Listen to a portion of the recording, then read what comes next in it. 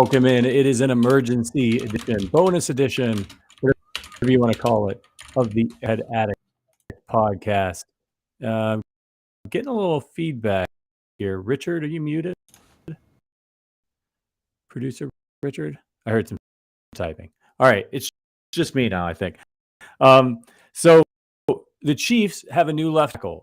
And we're going to give y'all guys some time to get in here.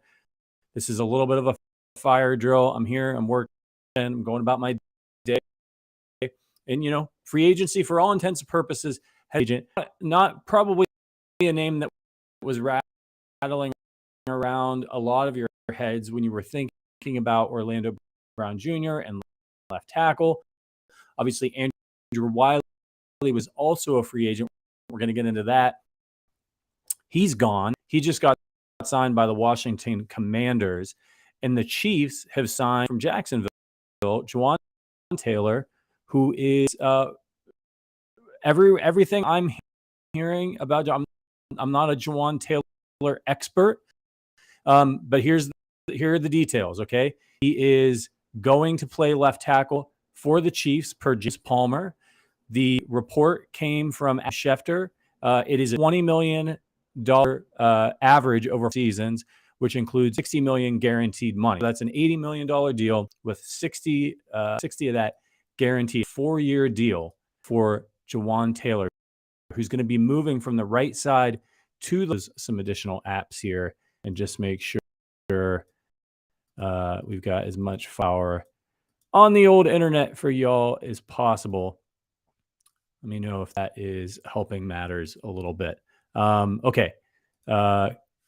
Anyway, Jawaan Taylor. So he played left tackle at Florida just a little bit, as I understand it. Has mostly played right tackle over the course of his career. He was a second-round draft pick by the Jacksonville Jaguars, 35th overall in the 2019 draft. So, here's a guy. He's 6'5", 312 pounds. His arm length is 35 1/8. And he's got a 10-inch hand. And he did 24 reps at the Good, we're better. Okay, maybe I was streaming YouTube as well because I kind of remember they're at, but I'll just have to live in mystery. So this is the move for the Chiefs. Now, I want to pull up Wiley real quick. So when people first saw this, before everybody thought this was a replacement tackle, although it would be a little bit rich. Commanders signed Wiley, just so you're aware of kind of how these numbers work out. The Commanders signed Andrew Wiley to a 3-year, $24 million deal to come in and likely play right tackle for them. So that's the difference, right? Audio cutting in and out. I don't know, fellas, guys and gals. I don't know. Rats. It might just be internet issues. In a second here. We'll see if we can sort it out.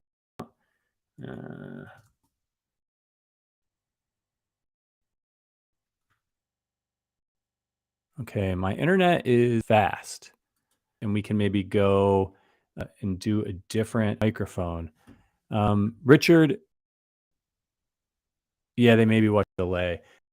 Richard, do you know if I switch microphone sources, talking to producer Richard here, in the show, will it pick it up, do you think, or will I need to go out and come back in? It'll be fine. Okay, I'm going to try, if we're still having issues here, let me just try going to a different microphone. Go to, a little crappy. All right, how are we doing now? We're going to do test, 1, 2, test. I'm talking into a microphone that is now no longer connected. Are we getting anything a little bit better here, producer Richard? We'll just go with it. Okay, so interesting move here from the Chiefs, right? Orlando Brown Jr. has been reported. Richard says it's fine on his end, so this is what we're going to go. Orlando Brown Jr. is gone. They're going to bring in Taylor to play left tackle.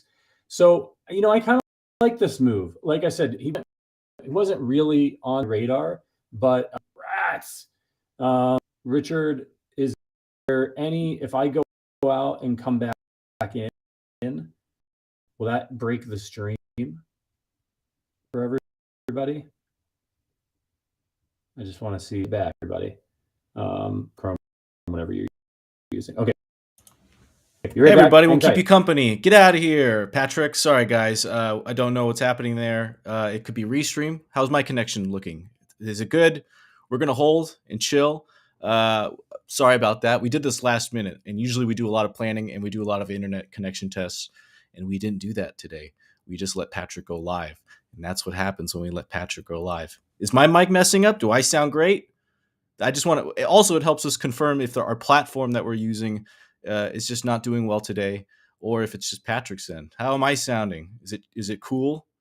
Are we coming in crystal clear? All better? Okay, so it's definitely Patrick's internet. It is raining in Chicago. Weather update. I can't give you Chiefs news, guys. I'm a producer here. I do lots of stuff. All right, Richard. Yeah, I'm getting everyone saying Richard sounds good. All right, Patrick's back. Have fun, guys. Still shitty. Hopefully not. I'm glad I tried to get back as fast as possible because I didn't want Richard to start dropping his NFL knowledge and put me out of a job. So Caleb says, let's get the reactions flowing in. Caleb says, got a left tackle. The Broncos signed a terrible right tackle, and then the Raiders signed Jimmy G. Let's fucking go. Yeah, Jimmy G going to the Raiders. Absolutely. So this move is obviously, look, it basically comes down to this. The Chiefs decided that Orlando Brown Jr.'s asking price was just too high. There have been reports that they made him a big-time deal, and he didn't take it. I was pro. We talked about it last week. I was pro. Who else are you going to get? Taylor was not on my radar. He was not somebody I was aware of. But it sounds like he just allowed. He's an improving pass blocker on the right side. He allowed a pressure on, I think I want to say 2.5%, something along those lines of his dropbacks. That's what folks were saying. So this is good news, I think, for the Chiefs, because they believe that, according to reports, that Taylor is extremely athletic, and they think he can make the change from right tackle to left tackle. Now, as Matt Connor joins us, what's up, Matt? Hey. Big news happening in the Chiefs front.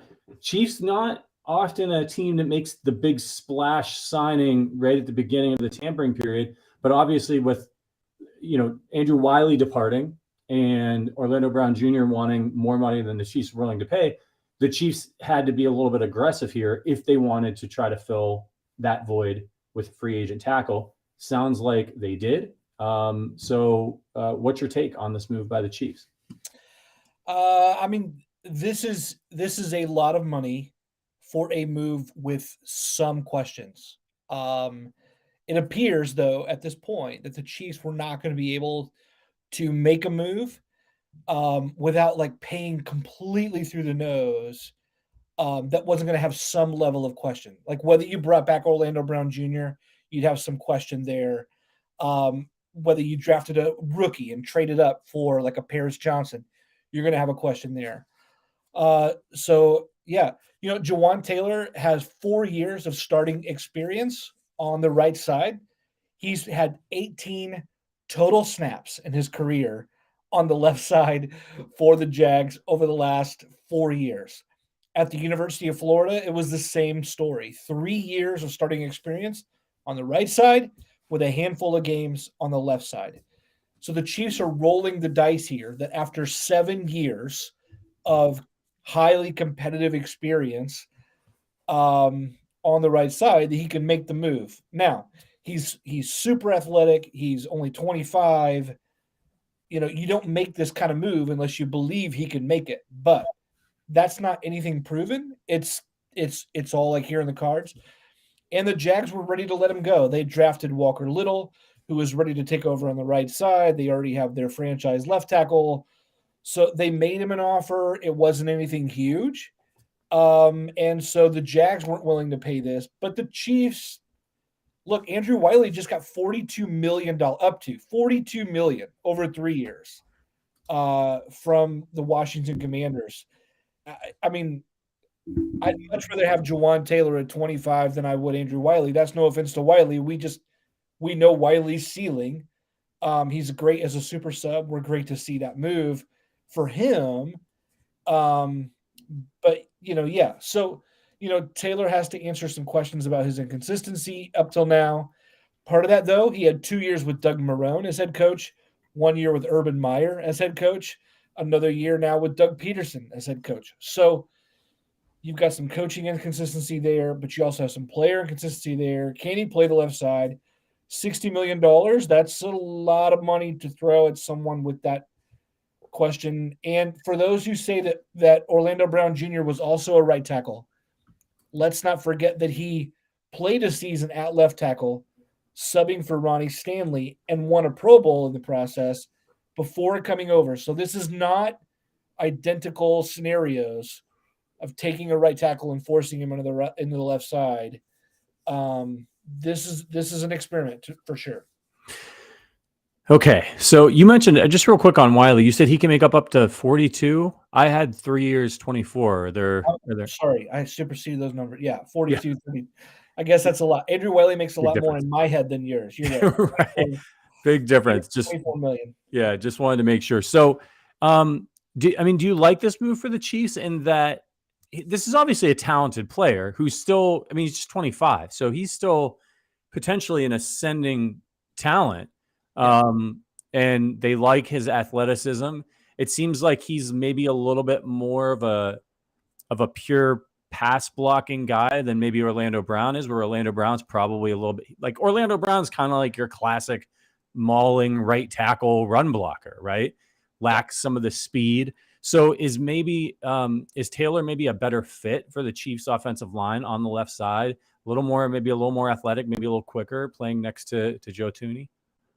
Well, I think you just brought up the factor here. One, he's playing with Joe Thuney, who's going to make his life a lot easier to make the transition. Two, if you know the plan going in, then you have all off season to work with Andy Heck, who's done a hell of a job, like getting other guys ready to play. So three, Brett Veach has earned any benefit of the doubt here, right? Yeah. If the Chiefs say we got our guy, then you got to trust they have their guy. I'm just saying that it doesn't come with a long runway of proof. There's a lot of questions there. Sure. But at the same time, I wouldn't say I'm not a doubter by any means. I like Taylor as a 25-year-old. I like him as a proven option. Look, even if he's horrible, let's say the Chiefs go first round offensive tackle, grab an Anton Harrison, trade up, get a Broderick Jones, whatever, right? Or let's say they wait around. Let's say they take a DeJuan Jones from Ohio State, get someone in the second round, compete with Lucas Niang, whatnot. If Taylor totally sucks on the left side, just looks like a human turnstile, right? Somehow after coaching, somehow with Thuney, if it all falls apart, you put him on the right side and you say, hey, why don't you go back to being an above average right tackle? And we'll make that work for a while and then figure out another answer later on. It's not like relying complete. What I like about it is it's not relying completely on a rookie where you're like, oh, it didn't work out and this guy just sucks and we can't use him anywhere. Right. It's like, oh, you have a very good option now at right tackle if worse comes to worse. And if it actually works out, which they should give them the benefit of the doubt, this could actually work out really well on the left side. And if it does work out on the left side, the money's just fine. Yeah, and that's what I like about this move, and a big brain move by Brett Veach. When you're losing both your tackles in free agency, if you're the Chiefs, you'd rather not go into the draft being like, we don't have any tackles. Like, we don't have any sure starting tackles. We've got Patrick Mahomes. Interior is fine, but what do we do? The other thing that the Chiefs have that emergency, in case of emergency break glass option, is if they had to, they could slide Joe Thuney to left tackle, and he could probably do a pretty admirable job there. We've seen it before. It's not something that they'd want to do, but it would be easier to take somebody and slide them in at guard than to slide somebody to tackle. So knowing that they have that in Joe Thuney, that's just another protection for them. If this doesn't work out, if he's terrible moving to the left side, they could slide him back over to the right side, move Joe Thuney over, and bring one of their reserve guys or a rookie in to play that guard spot. I think it's really smart. It gives the Chiefs the financial flexibility that they have. And as you pointed out, what if he continues to get better? What if he goes over there and he has the athleticism? He joins this really great offensive line with a all-world quarterback who's got just absolutely incredible pocket awareness to help his linemen. Sometimes he can hurt them, right? Sometimes he drifts right. Right tackle is a tough job for the Chiefs. As Sterling Holmes joins us, hair looking phenomenal as always. Sterling, how you doing? I know you were in the car, so you've been trying to catch up on all of this, but do you have any initial thoughts on the Jawaan Taylor sign? Shock, surprise. What's interesting here is the Chiefs decided to do another situation where it's a right tackle that they're going to move to left tackle. That's a little surprising to me. The overall contract number, the amount was a little surprising to me. They like the athleticism and they think it should be a seamless switch from right tackle to left tackle, which is obviously promising. But yeah, it's a younger guy, obviously drafted in 2019. They want to go a slightly cheaper route than Orlando Brown Jr. I'm just a little nervous, if you will, about another guy who's a right tackle who's going to be making the switch to left tackle when you have a $500 million investment at quarterback. Yeah, we got this tweet comes from our co-host on the show, Adam Best. Jawaan Taylor is a much better athlete than Orlando Brown Jr. With Mahomes extending plays, it makes sense that KC wants more of a dancing bear who can keep up with bendy, speedy edges. His arms are actually slightly longer than OBJ's, so no length sacrificed there.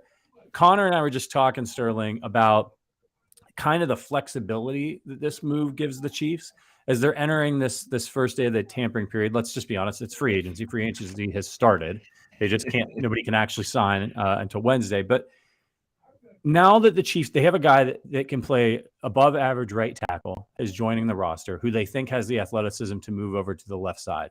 As Matt Connor pointed out, if he works out on the left side, you've got him on a really nice contract playing left tackle for you as he enters his prime years. He's 25, I think. So that's, and you've got him on a 4-year deal with $60 million guaranteed. Should things go wrong, he has the ability to slide back over to the right side, right? No. You have that ability, but you're not paying $20 million per season for a right tackle. Hey, a dude whose PFF number was, just throwing this out there again, whatever you think about PFF, take it as you will, 58.7. The Chiefs aren't necessarily paying for the production of Jawaan Taylor last year at right tackle. They're paying for what they think he can become. The athleticism is obviously good to point out. They probably felt like they liked the Eric Fisher model of left tackle a little better than the Orlando Brown Jr. model of left tackle. Those two guys, very similar production, but they did it two very different ways, right? Orlando Brown Jr. with his strength, his size, Eric Fisher with athleticism. This is more of a Eric Fisher, although slightly bigger, more size of Orlando Brown Jr. I'm intrigued, but again, this is more of a projection of what they believe Jawaan Taylor is going to be than anything. If you paid $20 million for a right tackle, you messed up.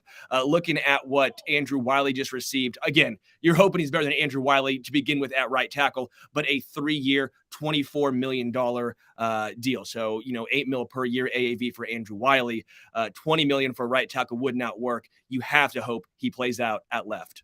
On one hand, I agree with you. They're definitely, and that's an excellent point. They're paying him. They think that he can move into a left tackle role, and that's why the contract is as big as it is. And they likely wouldn't give that money to a right tackle.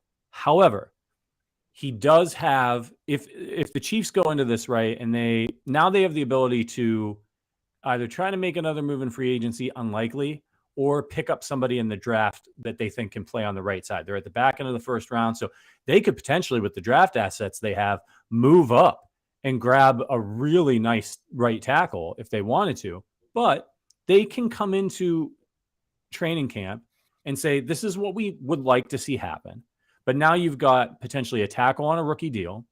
and then you have Taylor, and you also have Joe Tooney. So, like, if there's just absolute disaster, if he's just a terrible turnstile at left tackle, you got to protect Patrick Mahomes. You could slide him over to the right side. You could try out the rookie. If the rookie doesn't work out, you could slide Joe Tooney over. That's not the ideal situation. That's not part of the plan here, but it gives the Chiefs the flexibility. Whereas they were coming into the first day of free agency here with no tackles. Andrew Wiley is a Washington Commander now. So I think a pretty shrewd move by Brett Veach. They're betting on their offensive line coaches. They're betting on Veach's evaluation of the player, the athleticism, and of course they're betting on Patrick Mahomes. But I like the deal. I don't see a scenario where it's this disaster that we're talking about. You know, that he just can't block anybody. I mean, do you think he could come in and do you worry that he'll struggle in that first year though, making the transition? Orlando Brown Jr. struggled a little bit early on. Yeah, I bet early on there'll be some struggles. I mean, it's a lot different. It's not the same. You talk to guys, NFL offensive linemen, they admit it's different from the left side to the right side, even though it's still tackle. I like Jesus Perez, what he said. Andy Heck needs athletic offensive tackles. I think that's a good point. Andy Heck, I think, wants a athletic offensive tackle, which is, again, why they're going with Jawaan Taylor, even if it's let's just say AAV $5+ million, $5 to $6 million savings over Orlando Brown Jr. They think that with the athleticism, they can coach him, as well as what Patrick Mahomes does at quarterback, being able to extend plays, help go away from pressure. We talked about the dropbacks last year from Mahomes, the most in the NFL, but during the regular season, he was sacked 26 times. 26 times, right? Yep. He's a master of getting away from pressure. Again, they just think Jawaan Taylor's upside, in my estimation, that's where they're going with this. This is a complete upside move, and it's going to be someone who's going to be more NFL ready at left tackle than anyone you would get at 31 in the NFL draft. Right tackle, again, this is the next concern for Kansas City. Do they stick with Lucas Niang? Is Darian Kennard still factoring into the picture? Is there going to be another rookie drafted? But again, I think right tackle is going to be more of a veteran. All things considered, Brett Veach, Andy Heck, they deserve our trust. They've given us no reason to doubt them over the past few seasons. I'm not going to sit here and blindly say this is the ultimate move that Kansas City could have made. But again, if a team deserves some credit, some trust, it is this team. I'll say this too, and to the comment that Jesus made about, hey, you don't draft a right tackle in the first round. I think we have to break from tradition a little bit about the way that we think about tackles. And it was always, you left the blind side, you put your best pass rusher on the left side because the quarterback can't see him coming. That's just not really the way the NFL works anymore. I mean, they move these pass rushers all around. How many times did we see premium pass rushers get lined up across from Andrew Wiley because they thought he was the weak link? Or they'll move, Chris Jones, defensive tackle, they move to the outside. You need two really strong tackles in the NFL. And so I don't have a problem. Now, I know you don't maybe necessarily want to have a ton of money tied up in both of those tackle positions, but like right tackle is very important as well with the way people move pass rushers around. So I don't think that I would have a huge problem with the Chiefs going in and getting a rookie first round right tackle or early second round or something like that. If they traded back, if there was somebody that they like, and tying up money, and because the middle of their line is set, it is rock solid. So, our old pal Matt Verderham tweeted this out, but he basically said, if the Chiefs find a good right tackle, Mahomes might never get touched. And that is how this team succeeds. Does Patrick Mahomes have the time to do what he can do? And if he does, the Chiefs are going to win 99.9% of the times because he's that damn good. So if the Chiefs want to go up in there and be like, you know where we're going to spend our money, and I'm very pro this. For this Chiefs team, after what they just did with that group of receivers, I am very pro. Spend your money on the offensive line and edge rushers, any pass rushers. Don't have to be edge. If you do that, I think the Chiefs can win by moving other guys around. We just saw Jalen Ramsey get traded to the Dolphins for a third-round pick, and I was curious to hear your thoughts on paying premiums for cornerbacks. When we were talking about on Twitter yesterday, when was the last time the Chiefs had like a lockdown, kind of superstar quarterback? It'd probably be, Marcus Peters. Yeah. The Chiefs just have a different philosophy at cornerback than other teams. Other teams, they like the finished product. They think they can just throw a guy on a dude and say, hey, we don't have to worry about this guy for the rest of the game. They did it with Byron Jones. That was the plan. Honestly, fun fact for you guys, I was here in Chiefs Kingdom when Byron Jones came open on the Cowboys, said the Chiefs should go after Byron Jones. Glad they didn't. But then what did they do? He's no longer able to play anymore because of injury. We feel for Byron Jones, but what happened? They went out and got Jalen Ramsey. They think the elite talent at wide receiver and cornerback will translate to wins. I think the issue for them and reason why they have to play this way, they don't have the quarterback. Tua Tagovailoa is a solid quarterback, but he's not a game changer. If you don't have a game changer at quarterback, the rest of your positions have to have game changers. They think Jalen Ramsey can steal a possession more so than an average corner. That's the way they're betting. The Chiefs don't have that issue. The Chiefs also do a great job developing corners. That might be their calling card. Some teams, they can develop edge guys. Some teams as linebackers. Some teams as corners. This Chiefs team is cornerbacks. They develop them, unheralded guys from Trevarius Ward, who was undrafted and traded for, L'Jarius Sneed, a fourth rounder, Jalen Watson, Joshua Williams, does not matter. They find ways to plug and play. They haven't found that at edge, but at cornerback, they have. There's no reason for Kansas City to spend high-end capital money-wise on corner. Even a first-round corner in Trent McDuffie, that makes more sense because you have him for 5 years. So I like the Chiefs doing this. It makes sense for Miami because they don't have the quarterback. And our old pal, Jeff Schwartz, he tweeted this out, former Chief, former lineman. He was responding to another tweet where somebody said, hey, here's the thing with offensive linemen. They develop very slowly. And Jeff replied, they also develop faster with better coaching. The Chiefs offensive line coach is one of the best.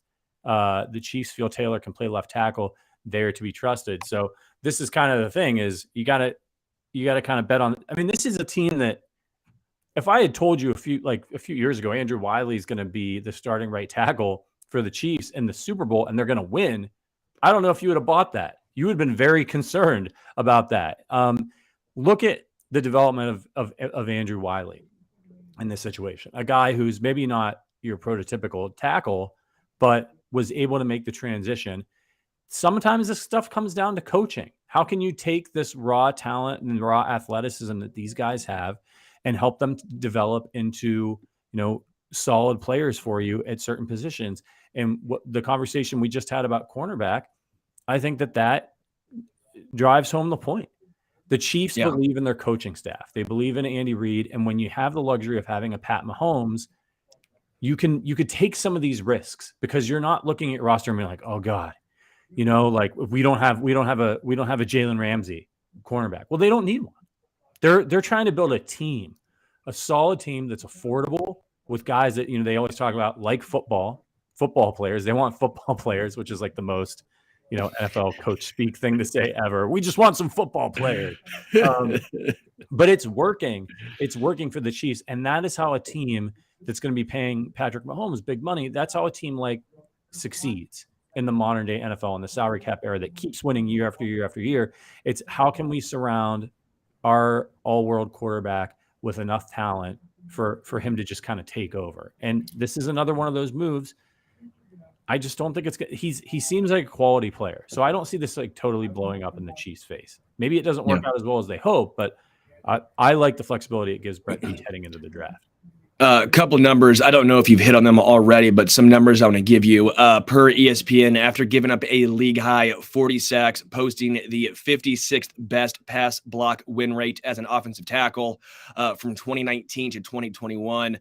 Jawaan Taylor only gave up 6 sacks and finished 37th in pass block win rate among offensive tackles. That's left and right tackles combined this past season. So again, the improvement is there. The numbers quite aren't what you want them to be, but the improvements are coming. And again, this is why I think Kansas City is using this as the potential of Jawaan Taylor. They realize he is not a finished product. Something also positive with Jawaan Taylor. He has not missed a game since he came into the NFL. 100% of games from 2019 to 2022, 100% of snaps in 19, 20, and 21. Then last year he played 98% of snaps. So the durability, that's obviously a major positive for Jawaan Taylor.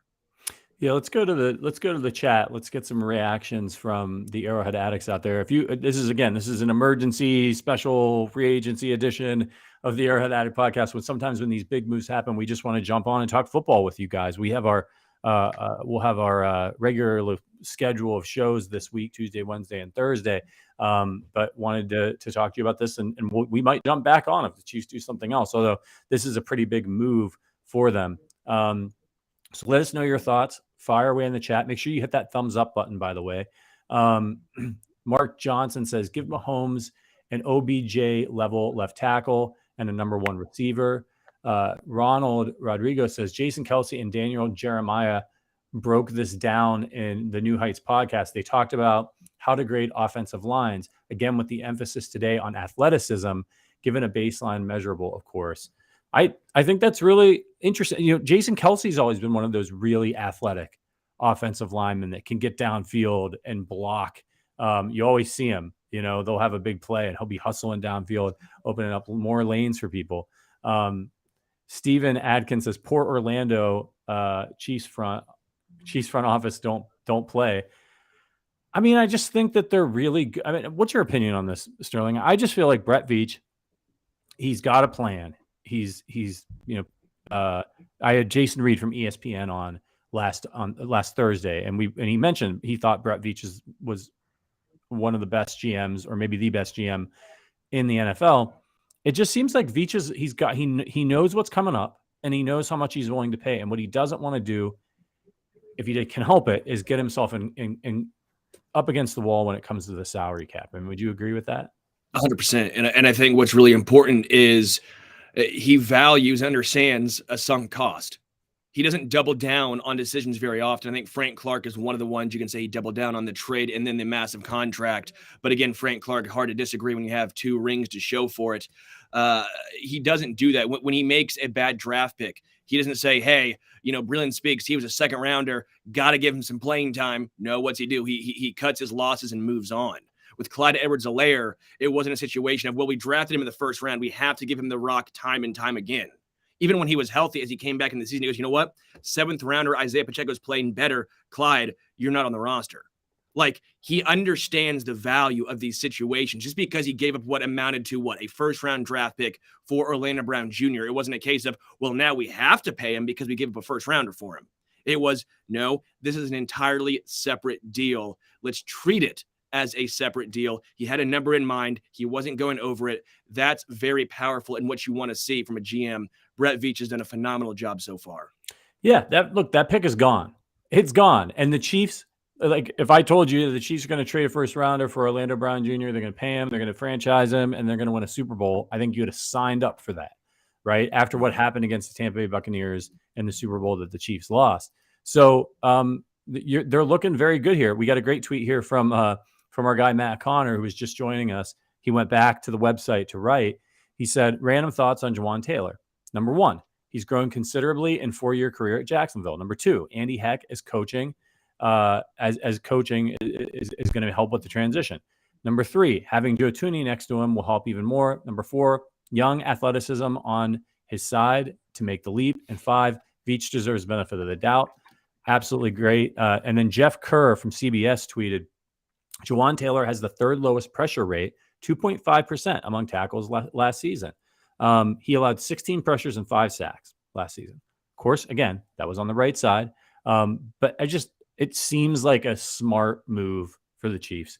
They get this guy locked down, and now they go into the draft and the rest of free agency, knowing that they have a hole at right tackle, and they have all of the draft assets to fill that hole. If they trust their scouting of these players, they should be able to find. And I feel a lot better about, having a rookie come in to compete for that right tackle spot when you still have Lucas Niang kicking around. They were starting him at right tackle at one point. Obviously, the injuries have hit him. He's really an unknown for us as a player, but is somebody who can come in there and, hey, bring in the rookie. You got Lucas Niang, let him compete. I got to ask you, since we're here, old Jimmy G going to the Raiders. Is this just more of the same for the Raiders? Is it Derek Carr in a Jimmy G mask? I mean, they went from the 3rd best quarterback in the AFC West to the 3rd best quarterback in the AFC West. They didn't improve. They're not getting younger. Jarrett Stidham is now signing with the Broncos. I don't understand this move from the Raiders. They're obviously thinking they're still in compete now mode. Maybe this is to try and keep Devontae Adams, Hunter Renfrow, Darren Waller, keep the offense because they have some pieces, but I don't see Jimmy G being the guy that takes them to the next level.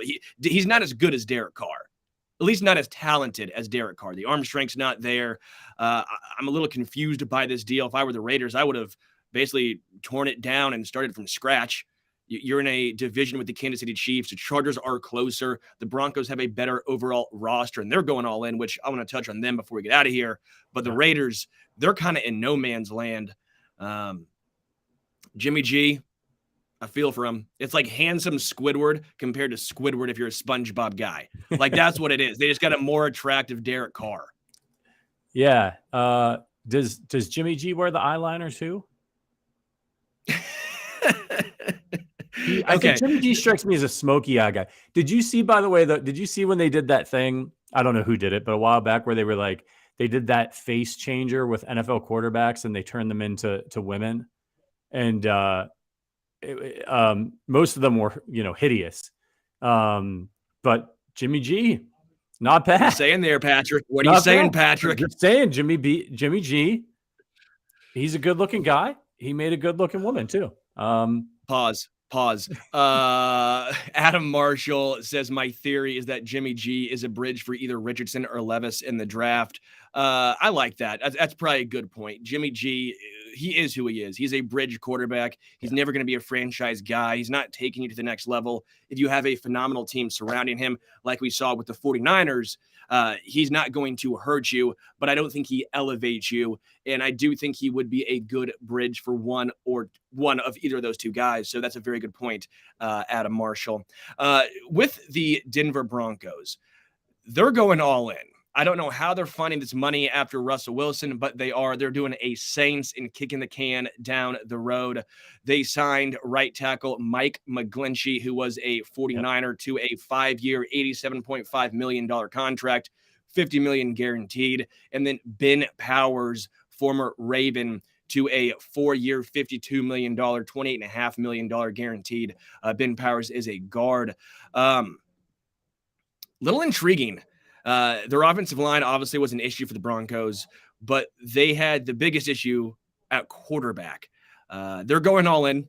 You kind of have to when you're tied to Russell Wilson. You bring in Sean Payton. I get it, but they're throwing a lot of money at two dudes on the offensive line. Just to put it in perspective, Joe Thuney signed a 5-year, $80 million contract. He's probably the best left guard in football.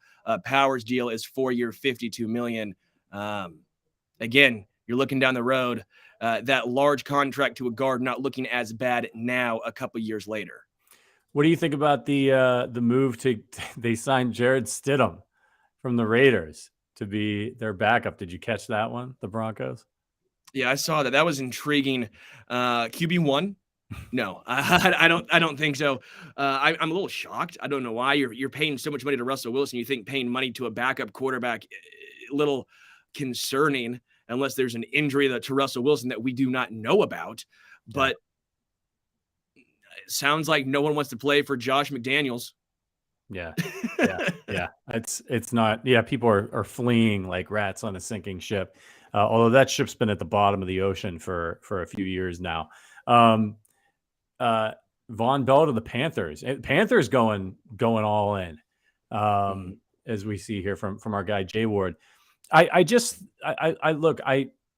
think we have not pointed out here is that Taylor coming over from the Jaguars, he's coming over from a Doug Peterson system. Now, he was only in it for 1 year, but that's a similar system. Doug Peterson obviously trained under Andy Reid. He's his protege.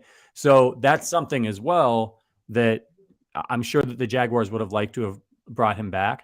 But I mean, you don't think Andy called up Doug and was like, if they knew that they weren't bringing him back, was like, hey, tell me about this guy. They're good friends. Doug owes Andy a lot. I'm not saying it happened. I'm saying it's very likely it could have happened. The Chiefs did their due diligence here, and they got to see how Taylor played in a similar offense, maybe with similar plays and similar language for an entire year. And so, again, this is, I think, another example of Brett Veach playing checkers when everybody else is playing chess. Orlando Brown Jr., he wanted to bet on himself, and we're going to see how much he's going to pay. You got the Chicago Bears out there just throwing around money like crazy. They've got like $96 million in cap space. So there's a good chance that Orlando Brown Jr. gets paid what he wants or close to what he wants, and that the Chiefs weren't willing to do. But if this works out, we said it last week when you and I talked, Brett Veach has to have a plan. If he's not going to bring back Orlando Brown Jr., he has to have a plan. Now we know what the plan was on the first day of the tampering period. The Chiefs have a new left tackle. Yeah. Again, for everyone that was late to the conversation, I'm seeing a few people asking, wasn't Jawaan Taylor a right tackle in Jacksonville? Yes, he was. The Chiefs' game plan is to move him to left tackle. He is going to be the starting left tackle, similar to Orlando Brown Jr. coming over from Baltimore.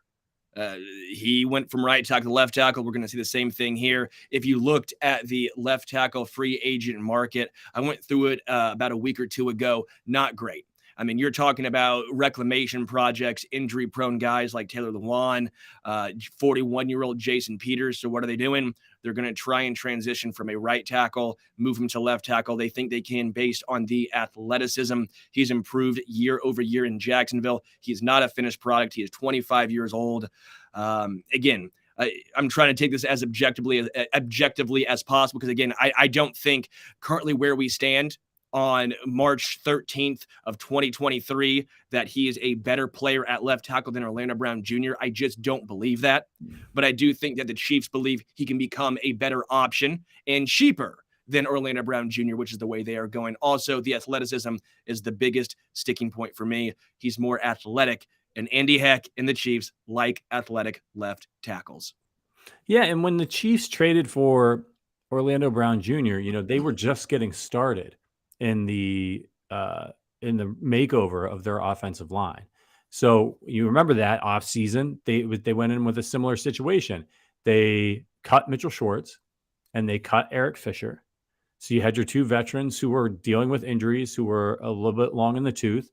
And we were all kind of like, okay, like the Chiefs had just gotten the crap kicked out of them by the Tampa Bay Buccaneers.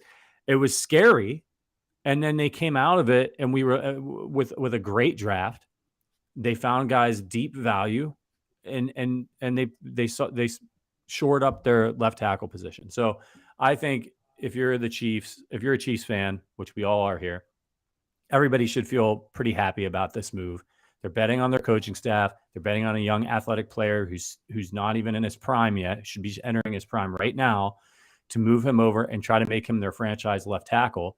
And you know what? They might just keep playing money ball like this. If Jawaan Taylor turns out to be a stud left tackle for them and he wants record-setting money when his contract comes up, the Chiefs may just move on from him too, take the compensatory pick, and go get another young right tackle and move him over to left tackle or draft somebody. These are the kinds of moves that you have to make if you're the Chiefs. You can only pay so many people. So you have to be really judicious with your spending. And this just fits the mold of how they've been operating along this offensive line. Like maybe they really want to keep Creed Humphrey. That ain't going to be cheap. So they're already paying Joe Thuney a ton of money, but I think this is a great place to spend the money. H-Dub says Chiefs should trade for Tunsil. That's off the table at this point. He would be outrageously expensive. He would cost a ton of draft capital, and they just paid this guy to come play left tackle. So Tunsil is not going to. If they did, the NFL world, the internet would break. I don't know where they'd find the money also. Yeah. Your couch cushion, Patrick. They'd find it right there. Yeah. I see a good one from let me find it really quickly. A good comment from Jim Mint City Collectibles. Jawaan will not get run around by speed rushers like Orlando Brown Jr. And I think that's a really good point. If you were frustrated with speed rushers attacking and getting around Orlando Brown Jr., this is the move for you. Now, bull rushers, some power guys, they could get the better of Jawaan, but this is the way they're going. They went with the athleticism route over the size route. And again, Jawaan Taylor, not a small dude by any means, but that's just the way they are going. Again, I'm wait and see. I don't want to just get too high and praise Brett Veach for every single move he makes. But again, he does deserve some credit, some trust for the moves he has made. He did shore up the biggest concern for the Kansas City Chiefs already on March 13th, which is left tackle. So that has to be a positive. I see another comment. Chris Jones dead set on retiring a Chief. I sure hope so. That's another question mark right there. Yeah. You're seeing, Javon Hargrave signing a very large contract. Daron Payne signing a very large contract. Chris Jones already made it pretty well known. He wants to become the second highest paid interior defensive tackle in the NFL. That is going to be pretty expensive. You mentioned Creed Humphrey. The Chiefs have not paid centers in the past, right? Nope. Rodney Hudson, Mitch Morse, great centers who they eventually let walk. We've seen it at cornerback. Maybe it's different this time at center, but I don't know for sure. Maybe this is a situation where they're trying to save a little bit of money at left tackle going this route instead of Orlando Brown Jr., so they might actually be able to keep a L'Jarius Sneed, to keep a Creed Humphrey, two positions that they don't normally spend a lot of money at. Rodney Hudson was a great player. I think Creed Humphrey is a guy that it's early, but he's on track to be a really, really good player. Like that might be a guy that you want to re-sign. Mitch Morse was too, though. Mitch Morse was too. The concussions obviously got to him, and that may have been the concern. But Mitch Morse was also one of those centers where you're like, this might be the best center in the NFL, and the Chiefs let him go. Yeah, I mean, they very well may, but I don't know, man. I can make an argument for keeping Creed and Patrick together for the long haul. I hope they do. Yeah. They got to find the money. Somebody in the chat said, it was Adam says, but what if he's not the answer? He still gets $60 million guaranteed. Yeah, I mean, look, Adam, that's when you're bringing in somebody to start at left tackle for you, you're going to have to pay them, and so you better be right. I mean, like it's the same thing if they drafted somebody, if they signed Orlando Brown Jr., right? Like I was advocating for, I was like, hey, I don't know who else you're going to bring in. Maybe you should just pay him, and it's a premium position. You know what he is. Maybe I was wrong. You know what I mean? Like maybe if I was the GM and I re-signed Orlando Brown Jr. and overpaid a little bit, and then he goes in and blows out his knee or continues to be average, I look like a clown, right? So there's risk involved in making these moves. But Brett Veach, again, he's betting on himself. He's betting on his coaching staff and their evaluation of this player. They hit more often than they miss. So I like that. You mentioned Chris Jones, Sterling. I thought we should talk about him for a minute. He tweeted over the weekend. Somebody said, hey, do you have your extension coming? And he said, essentially, I'm not reading it verbatim here, but I'm never going to play for another franchise. I'm a Chief for life. Do you think that means that either one, he knows something we don't, which is that they're close and they know what it's going to be, or two, and maybe it's a combination of these, that he might give the Chiefs a little bit of a discount? I think it's more one than two. Yeah. I think it's more one than two. I love Chris Jones, but he's a guy who I don't want to say was about his money, but remember that first extension is pretty adamant that he wanted to get paid. I don't disagree with him. He's the second best, if not the best, interior defensive lineman in the NFL. That dude deserves to get paid. Maybe he takes a slight discount, but I don't think it's anything dramatic. He's not going to be taking a contract that's $18 million per year. It's going to be a large contract. I assume that tweet would mean there's something in the works or something almost done. So I would say yes, he knows something more than we do. Yeah, and look, I mean, this is a guy you've got to bring back. He makes everybody else on the defense better. He should have a few more years at a top, be able to play at a top level. Even in the Super Bowl, the Nick Bolton fumble. Why was Nick Bolton able to get cleanly through the line and put pressure on Jalen Hurts to make him switch hands where he had the ball and then fumble it?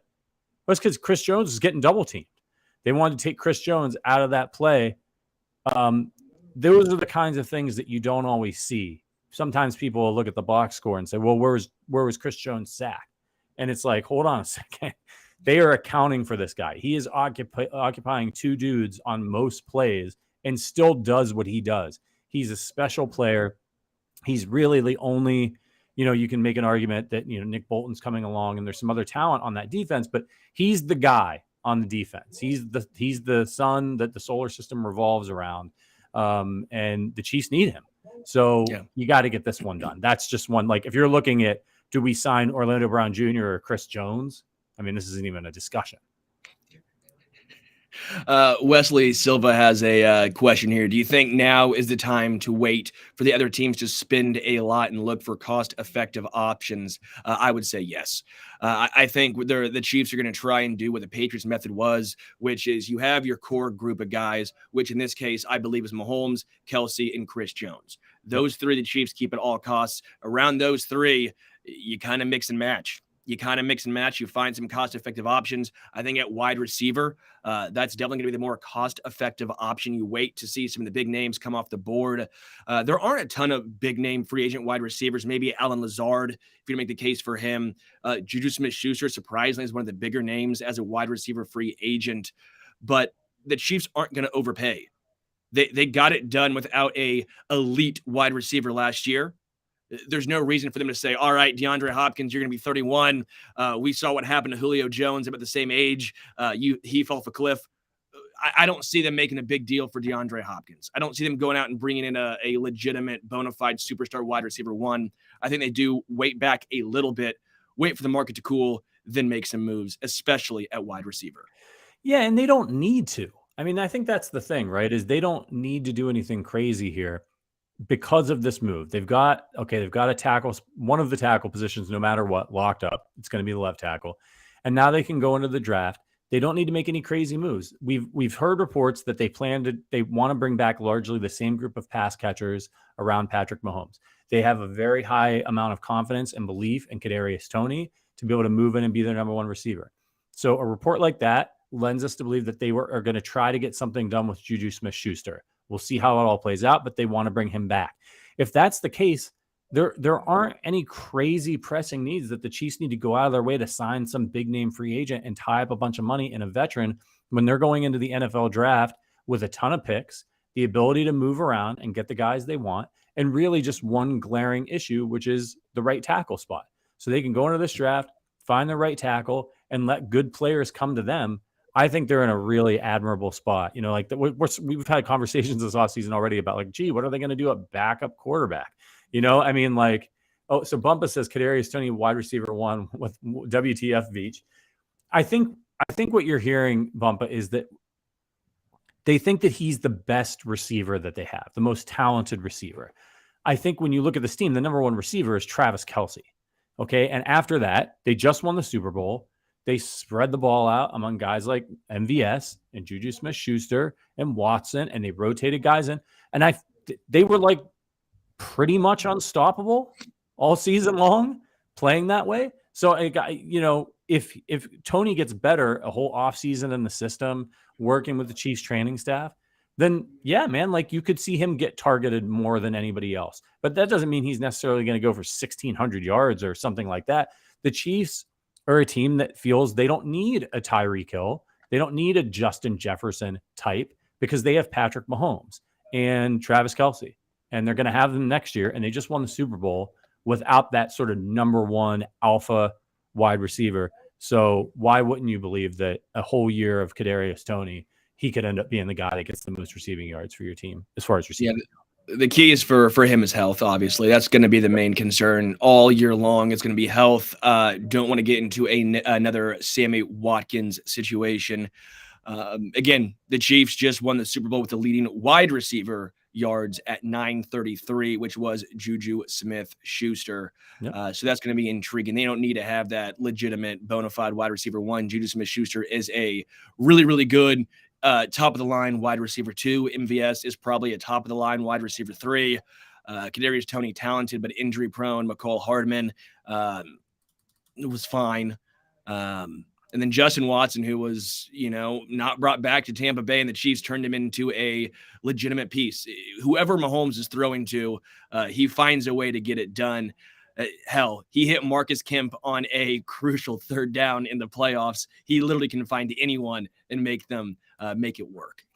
This is going to be a very exciting few days here, I think, because you've got the Aaron Rodgers thing hanging around out there. It'll be interesting to see Juju Smith-Schuster, McCole Hardman, and as far as Chiefs stuff goes, Chris Jones extension. So, keep your eyes peeled on your YouTube notifications. Make sure you hit that little subscribe button. Make sure you have notifications turned on, because just like we did today, at any given moment, the Chiefs could do something and we could just hop on and try to talk it out with you guys on the fly, which is always a lot of fun. I love this time of year. And then we'll be getting ready for the draft. So this is what it's going to be like. If the Chiefs make any other significant moves, we'll hop on here. In the meantime, make sure you keep your eyes peeled on the Arrowhead Addict Twitter account and arrowheadaddict.com to get the breakdown. We actually had an article just a couple of days ago, literally about Jawaan Taylor, that one of our contributors wrote, a fantastic breakdown. So you can go and find that. I think it was Josh Fan wrote that.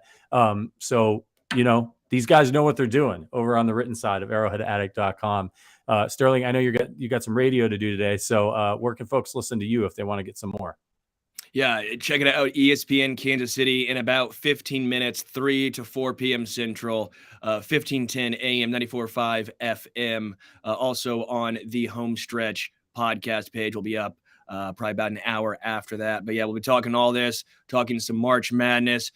We are local here, so we'll be talking KU, K-State, Mizzou basketball. Look at their bracket, see where they progress to. But obviously, we'll be talking a lot about Jawaan Taylor as well. Hardest working man in radio here, Sterling Holmes, driving on his way to work, hops on the podcast, puts in another 45 minutes. Make sure you check out his show this afternoon for more Chiefs talk. And I noticed he didn't invite me on the show today, first day of free agency, but it's what it is.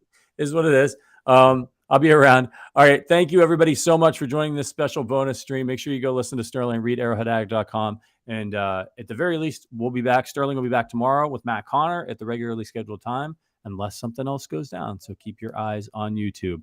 For Sterling Holmes, for Matt Connor, for producer Richard, my name is Patrick Allen. Sorry for the stream issues. We'll see you tomorrow. But until then, go Chiefs.